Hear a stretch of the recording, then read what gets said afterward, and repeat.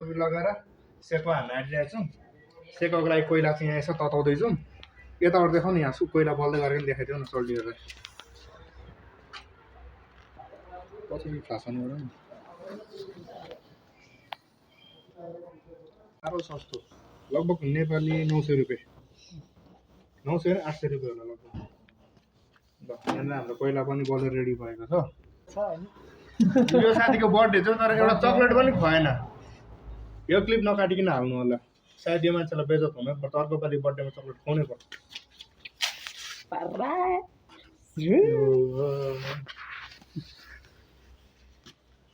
कस्तो छ हेरौँ है। अम्काको हल्लाको नि के भन्नु, हात हल्लाको। साथी फेरि प्योर भेजिटेरियन हो, चिकनको लागि यस्तो गर्दैछ। अब पाउँछ त अनि साथी? अनि कस्तो लागिरहेको छ त? ठिक छ एकदम। आज 2 पिस चाखौँ ल। यसो मेसो मिलाएर खाउला नि। मेसो मिलाएर ल। हाम्रो किचन एरिया, हाम्रो किचनमा मेन सेफ भनेको चाहिँ दाजु हुन्छ। केही पकाउनु आउँदैन यो दाइले चाहिँ, फेरि सेफ मात्रै। यता हाम्रो छ कालुमाया। हाम्रो म्यारिनेट हुन आँटेको मासु चाहिँ फेरि यो होइन नि, अर्कै छ। यही सम्झेको होला, छैन नि यो त।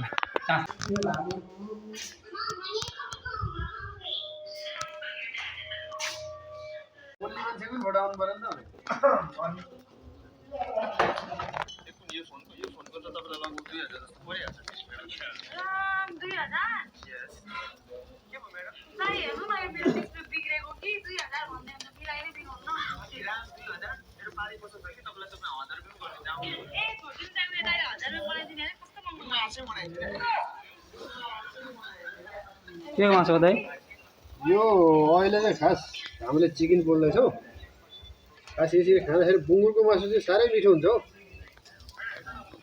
नेपालमा बुङ्गुर भन्छ, अब यो देशमा चाहिँ के भन्छ, कोरियामा चाहिँ थैची भन्थ्यो। यसरी खाँदाखेरि साह्रै मजा आउँछ।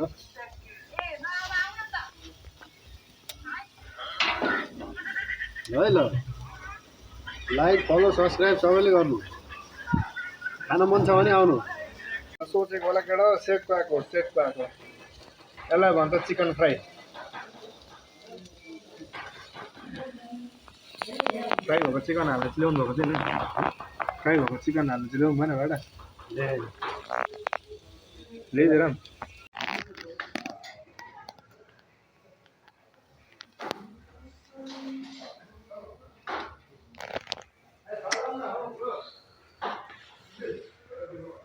भोलिबाट अब काममा जाने हो। अनि स्पेसली आज 2जनाको फेरि बर्थडे पनि रहेछ क्या।